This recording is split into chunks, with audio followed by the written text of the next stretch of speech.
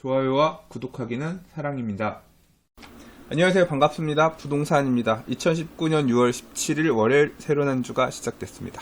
지난 주말 그리고 오늘 오전까지 나왔던 부동산 뉴스들 정리해서 좀 읽어보겠습니다. 좋아요와 구독하기는 사랑입니다. 자, 첫 번째 뉴스입니다. 한남뉴타운 이야기 오랜만에 해볼게요. 걸림돌 빼내는 한남뉴타운 재개발 가시권이란 아시아경제신문의 기사로 시작합니다. 한남뉴타운 5개 구역이 있죠. 1구역은 해제됐고 재추진 얘기도 간혹 들리긴 합니다만 아직까지는 거론할 수 있을 만한 단계는 아닌 것 같고 2구역, 3구역, 4구역, 5구역 5개 구역이 있는데 아시다시피 3구역이 가장 사업 속도는 빠르죠. 요번 기사는 2구역 관련돼서 얘기가 나왔어요. 그래서 2구역에 보면 이슈는 초등학교 이전 후 새로 신축하는 문제였는데 그 비용 문제 때문에 교육청하고 좀 이견이 있고 그래서 비용을 어떻게 될 거냐 이제 그 내용 때문에 고민을 하다가 그냥 이 조합에서는 초등학교를 존치하고 사업계획 정비계획을 다시 짜겠다 이런 방향으로 돌아섰고 보강초등학교를 제외하는 안이 지금 통과가 돼서 이제 이 내용대로 건축심이 갈 것 같다. 이제 그런 내용이에요. 자, 지난해 4월부터 보강초교 이전 문제를 놓고 난항을 겪고 왔는데 조합 내부에서 보강초를 존체 리모델링 하자는 의견과 철거 후 신설하는 의견이 부딪힌 데다 서울교육청 보강초와 협의가 잘 안 돼서 차질을 빚었는데 아무튼 지금 기존의 보강초등학교는 그냥 그대로 두는 걸로 하고 그래서 이제 세대수도 변경이 됐다고 합니다. 1642가구에서 1507가구로 대략 한 140개? 135개 정도 세대수가 주네요. 그래서 이제 요 내용 이렇게 줄이는 형태로 존치하는 형태로 해서 빠르게 건축 심의를 완료하고 사업 시행 계획 절차에 들어갈 것이다. 이제 이렇게 얘기를 했다고 하는데요. 이게 임대 아파트 포함해서 135개이긴 하지만 일반 분양 수익 고려하면 초등학교 이전에서 들어가는 비용 져주고 볼 때도 어떤 게 이득일까 손해일까 좀 꼼꼼히 따져 보셨나 모르겠습니다. 아무튼 그렇게 간다고 하고요. 다음 한남 4구역 같은 경우도 이번에 큰 이슈를 이제 이 정기총회에서 안건으로 내가지고 정하나 봅니다. 사실 한남 4구역은 한강변 쪽으로 보면 앞에 밑에 쪽에 이 신동아 아파트가 있거든요. 근데 이 아파트를 어떻게 할 거냐? 이제 거기는 같은 이해관계에 뭉쳐있는 일종의 세력이기 때문에 우리는 이 자리에서 한강 부는 거 그대로 받아야 된다. 나름 좀 갈등의 한 원인일 수도 있죠. 예, 이제 그 부분인데 이번에 그 장문로변 포함 철거 신축, 신동아 파밀리의 아파트 철거 신축, 대형평 확대 및 가구수 증가 등과 관련한 재개발 촉진 계획 변경안에 대한 투표가 이뤄질 전망이다. 주요 이슈들 정리해서 다시 이제 정비 계획부터. 근데 이게 그러니까 시간이 좀 걸리긴 할 것 같습니다. 아무튼 이렇게 지금 가고 있다. 그리고 한남타운 3구역 같은 경우는 아시다시피 올해 이제 시공사 선정 절차를 밟고 있다고 하는데 근래에 이 부분이 이슈가 돼서 기사를 그때 읽으려고 그랬는데 못 읽었어요. 어쩌다 보니까 놓쳤는데 한남 3구역 같은 경우는 건폐율이 너무 지나치게 높은 거 아니냐, 아파트 층고가 너무 낮은 거 아니냐, 이게 무슨 명품 아파트냐, 이런 비판이 일각에 있으면서 정비계획을 변경해야 된다, 이런 모양으로 하면 안 된다, 그런 목소리가 일부 있었던 것 같아요. 그래서 조합원들 대상으로 설문받고 그런 내용들이 조금 돌았었거든요. 자, 그래서 일부 조합원들이 건폐율이 높다는 이유로 사업 시행 계획을 다시 받아야 하고 주장하고 있어서 사업이 지연될 가능성도 있다. 요게 이렇게 가지 않는다라고 하면 기존 그냥 지금 사업 시행인가 받은 안대로 그대로 간다라고 하면 시공사 선정하고 다음 단계로 간다고 볼 수 있는데요. 문제는 이 조합원들이 원한다라고 해서 정비 계획이 이게 그렇게 휙휙 바뀌기가 쉽지 않다는 거죠.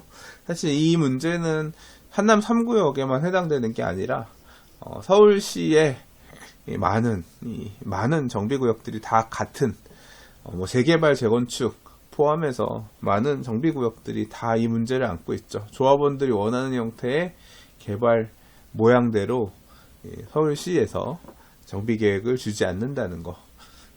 그래서 원하는 방향대로 가고자 한다 하더라도 이게 실제 구현이 이렇게 할 수 있을 것이냐 이런 부분은 계속 확실하지 않다는 거죠.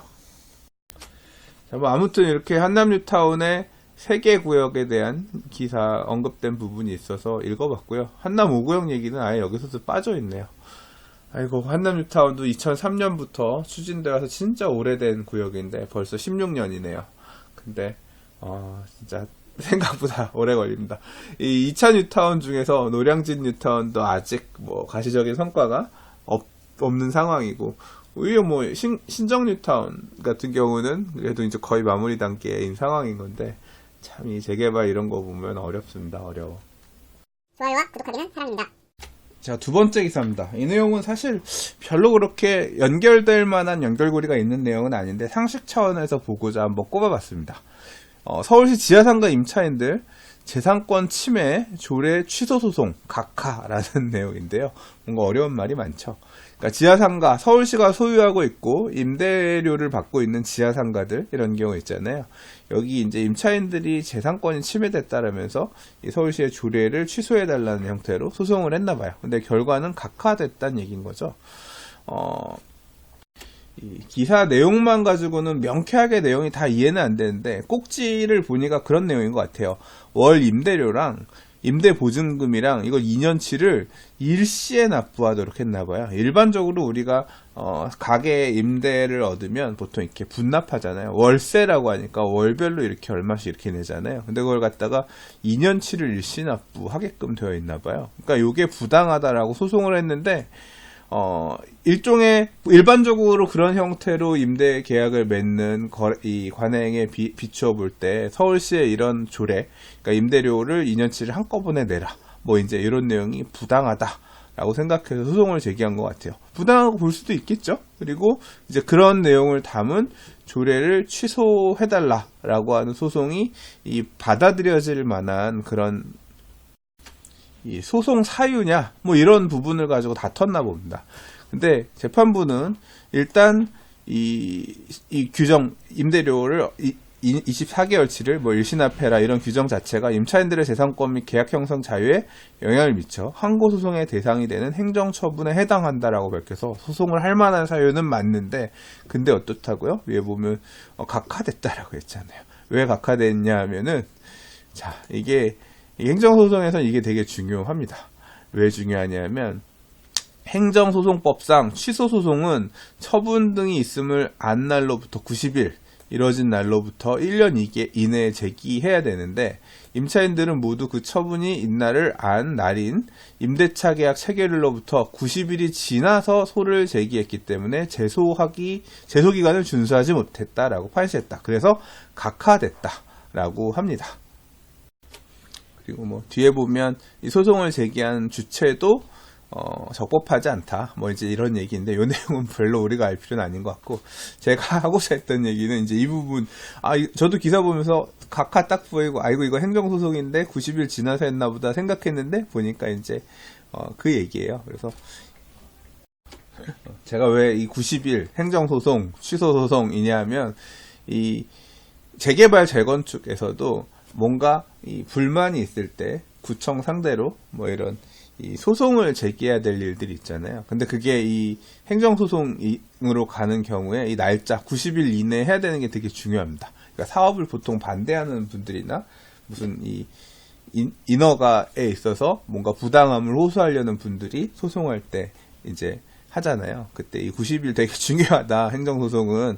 그걸 여러 번 들었던 얘기가 있는데, 다른 이유긴 합니다만 보이길래 한번 겸사겸사 해서 읽어봤습니다. 좋아요와 구독하기는 사랑입니다. 자, 하반기 정도에 이 청약제도 관련해서 금융결제원에서 운영하고 있는 아파트 투유, 이거를 한국감정원이 가져갈 거다. 그래서 한국감정원이 굉장히 커질 거다. 올 초에 이런 얘기들 많이 나와서 언급한 바 있어요. 대략 그 시점을 10월 정도라고 기사에서는 봤던 것 같은데, 맞네요. 10월부터 감정원을 관리 시스템 이관 개편. 이러면서 이제 좀 되게 민간에 있던 부분들을 일부 감정원이 갖고 오면서 많은 부분들이 좀 개선될 것 같다. 이 부적격이라든가 이 정보들이 민간하고 공공 데이터들, 이 청약 관련된 데이터들이 이 관리하는 기관들이 좀 다르면서 이런 부분들이 좀 통일되지 않아서 혼란이 생기는 경우들이 되게 많이 있었는데 이런 부분들이 조금 개선될 전망이다. 되게 바람직하고 이렇게 돼야지 청약하는 사람들이 어떤 피해를 받는 일이 줄어들 것이다. 그런 말씀을 드렸던 적이 있는데요. 그와 관련된 좀 기사가 보이길래 한번 다시 읽어봅니다. 자, 보면 오는 10월부터 주택 청약 시스템에서 자신의 무주택 기간, 부양가족 정보, 세대원 주택 소유 여부를 알 수 있게 된다. 야, 이거 세대원 주택 소유 여부 아는 것도 되게 좀 복잡했거든요. 이게 뭐 재산세, 이 지방세 납입 증명서 이런 거 떼고 이런 거 확인하고 해야 됐는데 이게 이제 청약 시스템에서 볼 수 있게 된다라고 하면 훨씬 투명해지는 거죠. 와, 이거 이 주택 소유 여부 같은 경우는 또 주택법 이 청약에서 보는 거랑 또 어디서 보는 거랑 기준이 조금 다르기 때문에 시스템으로 검증이 된다라고 하면 훨씬 편하겠죠. 자, 무주택 기간 부양가족 수를 잘못 계산해 부적격자로 처리되는 경우 많았는데 자, 근데 여기서도 또 제공되는 관련 정보는 참고용이라고 해서 신뢰성을 부여하진 않나 보네요. 청약 가점은 청약 시청자가 직접 입력한 정보에 따라 산출된다. 이런 부분은 약간 좀 아쉽긴 하네요. 자, 아무튼 국토교통부에 따르면 국토부와 금융위, 금융결제원, 한국감정원은 지난 12일 청약 시스템 이관을 위한 TF를 구성해서 청약 시스템의 개편 방향과 향후 금융정보 이관 일정 등을 논의했고 10월 1일부터는 이 청약 시스템이 공공기관인 감정원으로 이관된다. 감정원은 올해 초부터 청약관리처를 신설해서 새 청약 시스템을 개발하고 있다. 이게 그래서 금융결제원에서 운영하던 게 감정원으로 오는 거고 제가 들은 얘기로는 KB 쪽에서도 운영하고 있는데 그건 그대로 있다는 것 같아요. 그래서 이 두 개 쪽에서 되는 것 같습니다.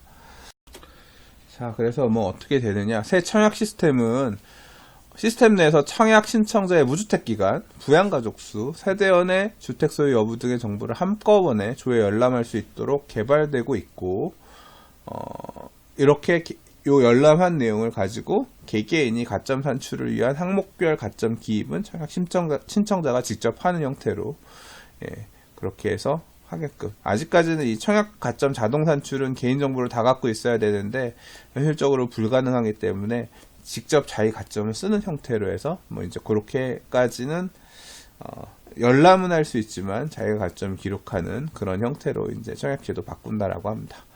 자, 그리고 아파트 투유라는 청약 시스템의 명칭도 바꾼다라고 합니다. 뭐라고 바꿀지는 아직 모르겠어요. 명칭은 검토하고 있다라고 하고, 그 다음에 이게 10월 1일부터 시행이니까 7, 8, 9, 3개월 정도 돌리고 이제 할 것 같은데, 일단 다음 달 말 내부 시연회를 거쳐서 2달간 미비점을 보완하는 선보인다. 그러니까 내부 시연회를 다음 달 말이라고 했으면 7월 말이니까 7월 말에는 어느 정도 뼈대 모양새 이런 게 좀 드러나겠네요.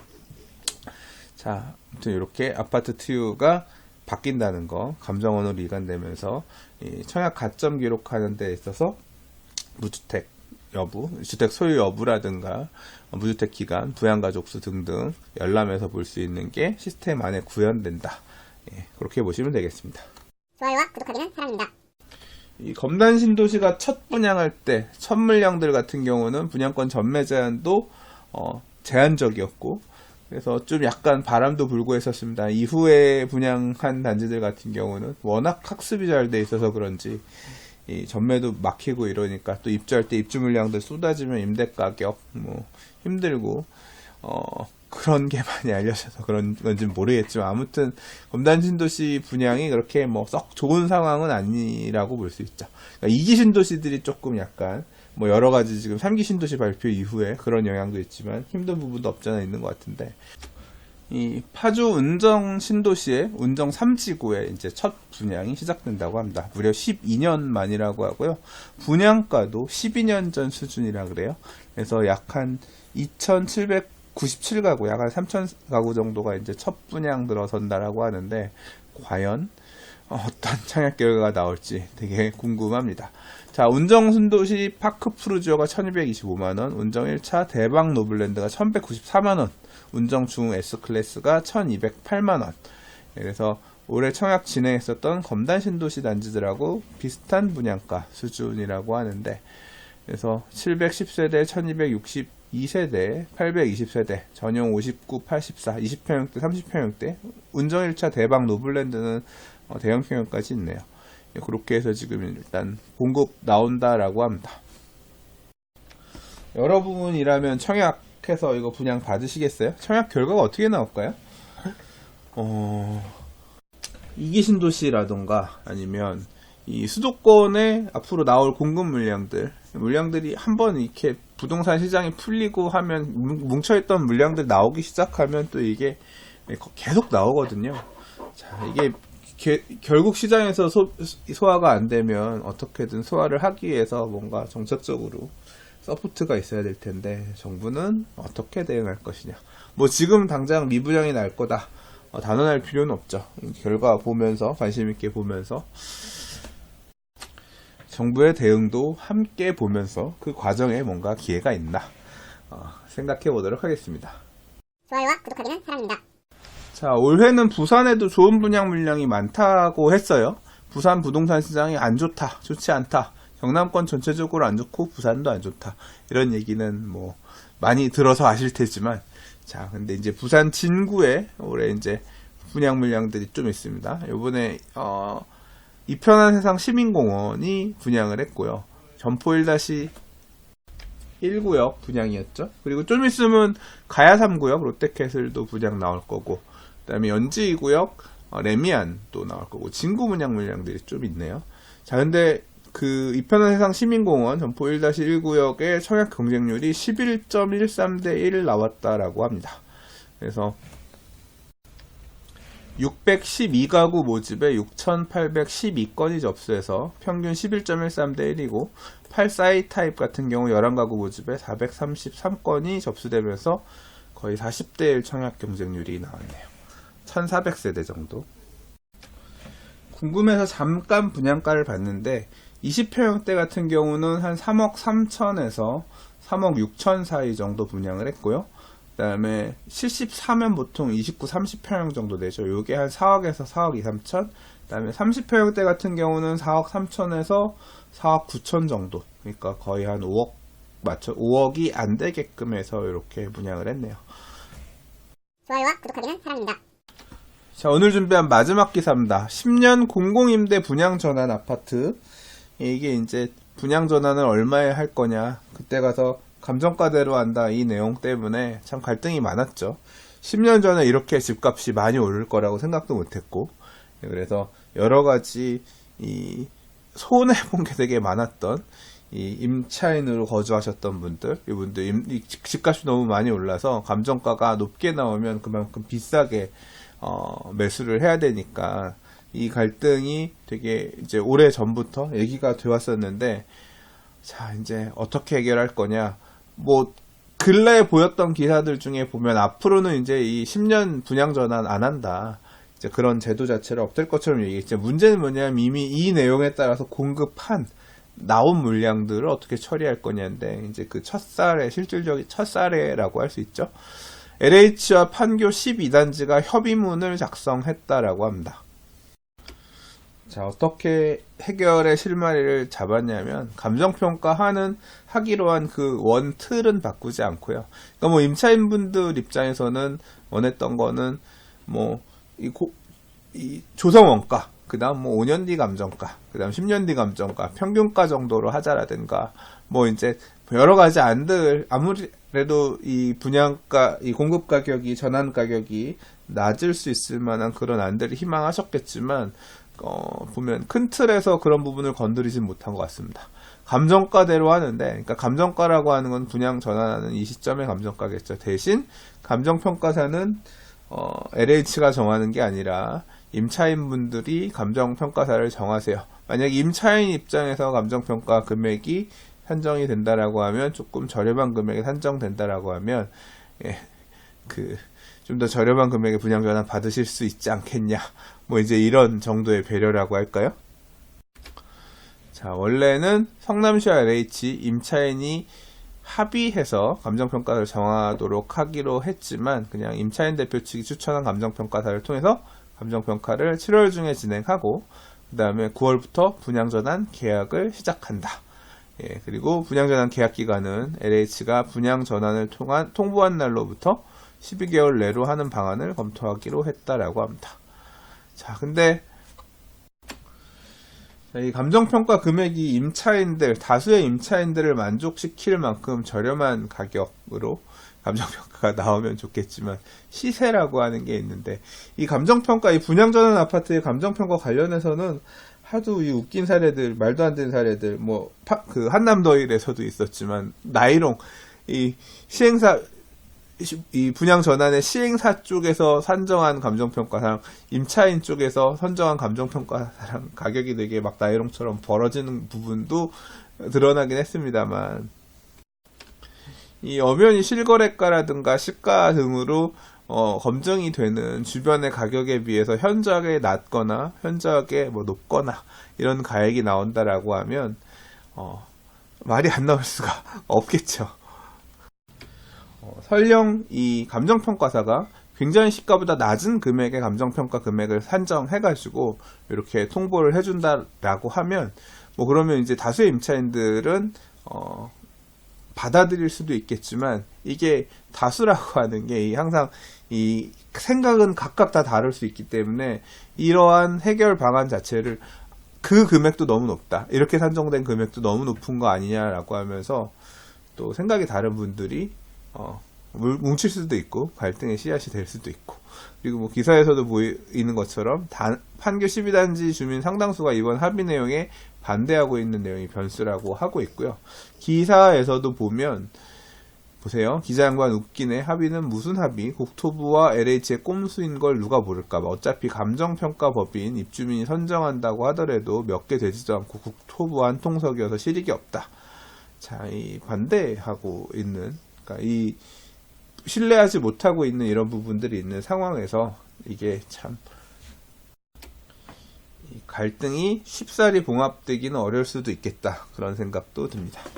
자, 어떻게 처리될지 좀 지켜보도록 하겠습니다. 좋아요와 구독하기는 사랑입니다.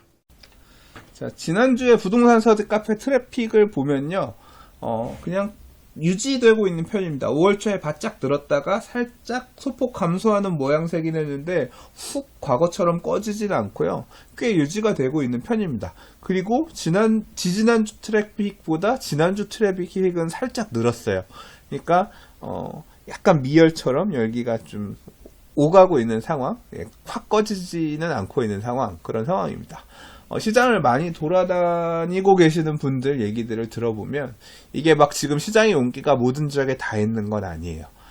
공통적으로 얘기 나오는 게 좀 조합원 입주권이나 분양권들 같은 경우는 매물이 생각보다 별로 없대요. 별로 없는 게 아니라 없대요. 없고, 새 아파트들, 신축들 같은 경우는 지역에 따라서 많이 달아올라서 호가가 많이 올라와 있는, 그러니까 매물이 그렇게 생각보다 많지 않다. 과거 같았으면 좀 물건을 팔아야지 막 약간 좀 겁난다라고 해서 그런 물건들이 좀 보였다라고 하면, 신축들, 인기지역의 신축들 같은 경우는 매물들이 좀 부족하다, 매물 품귀 현상에 대한 얘기가 있고, 우려하시는 분들은 뭐냐면 올 여름장 끝나고 가을장에서 이런 매물 품귀한 지역들에 매수자들이 뭔가 움직이려고 할 때 물건이 없는 것들이 다시 항상 매물 부족에 따른 이 가격 쫓아가면서 가격들이 다음 금액도 받아먹고 다음 금액도 받아먹고 했던 게 사실 지난 텀에서도 가격 상승의 메커니즘이었잖아요. 그게 다시 생기는 거 아니냐, 이제 그런 부분에 대한 좀 우려 공포가 있습니다. 저 개인적으로도 사실 공포가 있어요. 왜냐하면 저는 진짜 집값 안 올랐으면 좋겠어요. 왜냐하면 집값이 오르는 게 무서운 게 아니라 어차피 어떻게 보면 이 양도소득세 중과라든가 이런 것 때문에 일종의 사이버머니처럼 다주택자들한테는 되어 있는 상황에서 집값이 더 불안해지면 추가적인 규제들이 되게 빡세게 나올 텐데, 그렇게 나올 그 규제가 너무 무섭거든요. 그래서 좀 그냥 이런 식으로 잠잠히 갔으면 좋겠는데, 또 여름장, 가을장 어떨지 봐야겠죠. 예. 지금 근래 흐름 그렇습니다. 모든 지역이 다 뜨겁지는 않고, 매수가 오히려 6월달 초에 비해서 조금 매수 문의는 줄어들었다, 이런 얘기도 들리긴 하고 그렇습니다.